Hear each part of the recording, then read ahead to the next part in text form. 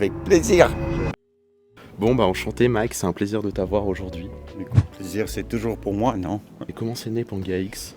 C'était basé sur, en fait, les jeunes adultes des étudiants, qui n'ont pas arrêté de nous poser, en fait, les questions sur la future de la planète. Est-ce qu'on est sûr que, en fait, c'est pas trop tard? Et puis on voyait, en fait, aussi que la jeunesse était un peu angoissée par ce qui se passe autour du monde aujourd'hui. Moi, je suis un rêveur. Hein. Il y a toujours des projets que je rêve de faire, mais qui n'est pas réalisable aujourd'hui, peut-être plus tard. Je veux dire qu'en fait, on a créé une plateforme. On a invité les étudiants, les jeunes adultes, de nous proposer leurs projets. Et puis après, j'ai dit, mais nous, on va vous aider à réaliser votre rêve. Et c'est là où on a mis ce programme de coaching en place. Comment pitcher, comment vendre, comment faire un business plan, comment faire un prototype. On peut amener une idée dans la réalité. Comme moi, quand j'ai une idée de traverser le pôle Nord, je sais que je dois construire un bateau, je dois avoir le savoir-faire de navigation. Il faut de l'argent. Il faut faire du marketing, il faut avoir un plan de bouquins, de films et tout ça. Et quand on met en place toutes les structures comme ça, on commence un projet où il y a un but et puis on se perd pas du temps.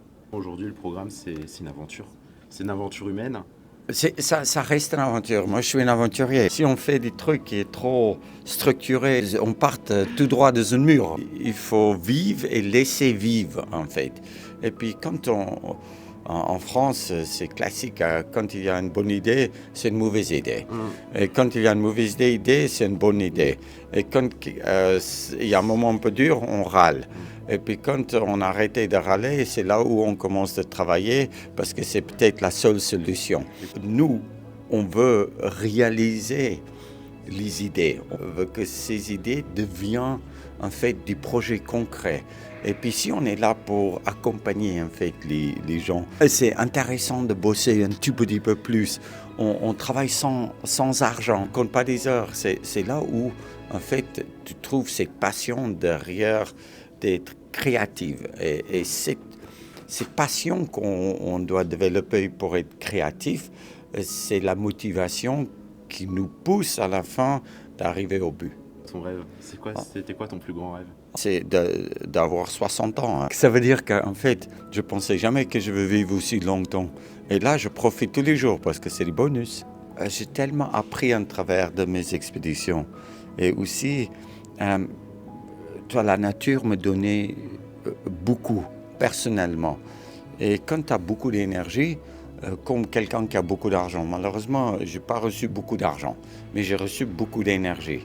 Et puis quand on peut partager cette énergie, mais pourquoi pas, c'est gratuit. Mais bien sûr, et ça nous coûte quoi finalement à nous? Ça coûte que dalle.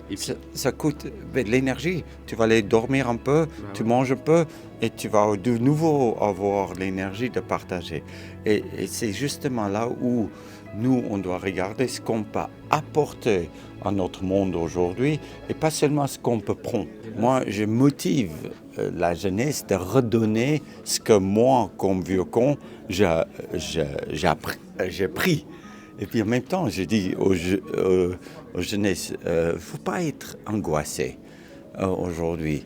La vie, elle est belle, mais comme jamais. Et puis, exactement, regarde juste autour de nous. Et puis pour nous, ce qui est important, c'est de trouver ce qui est exceptionnel, de trouver ce qui est constructif, de trouver ce qui est positif et de l'appliquer à notre vie. Et puis dès que tu peux faire ça, waouh, tu peux faire que de grandir. Ouais, je suis bien d'accord avec toi. En tout cas, merci à toi. Avec plaisir. J'adore.